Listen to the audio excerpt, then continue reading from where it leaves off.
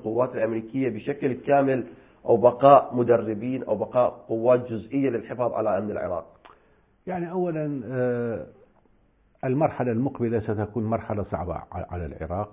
يعني الكل يعلم أنه أقصى طاقة القوات العسكرية العراقية هي حفظ الأمن الداخلي، غير مؤهلة لحفظ الأمن الخارجي لا قدر الله إذا حصل شيء من هالقبيل. هذه الثغرة موجودة.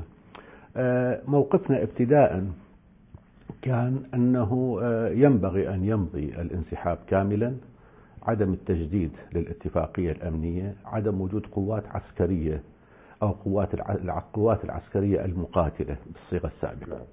التدريب مطلوب، ولكن التدريب يمضي وفق القواعد المعتمدة سابقا في الدولة العراقية عندما كانت تأتي بالمدربين. الدولة العراقية من يوم ما أنشئت إلى اليوم دائما كان هناك مدربين يقومون بتدريب القوات على السلاح ضمن القواعد المعتمدة، لا حاجة إلى استثناءات. نعم.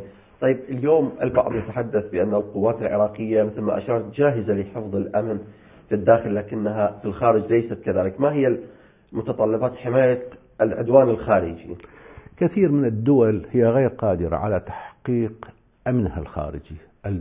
دول العالم بين أقوياء وضعفاء، لكن يتم التعويض عن هذا بتفاهمات، بحسن العلاقات. الدول الضعيفة تبني علاقات حسن الجوار واحترامها مع الدول المجاورة إلها، فتكون حالة من التفاهم أن هذه الدول الخارجية تكون حريصة على حفظ الأمن الداخلي، مو الأمن الداخلي عفوا، يعني الأمن الخارجي.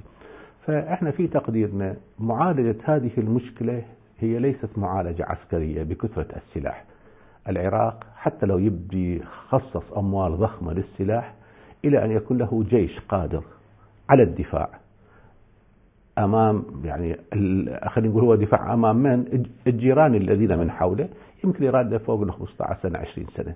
فمنا إلى ذلك الوقت نحتاج إلى سياسة خارجية منفتحة تبني علاقات إيجابية، وبالتالي يحافظ العراق على أمن الخارجي وثم حتى أمن الداخلي بالسياسة التي تتبع لا بالقوة العسكرية. هناك البعض يرى بأن القوات الأمريكية رحلت وتركت العراق ضعيف أمام الجيران.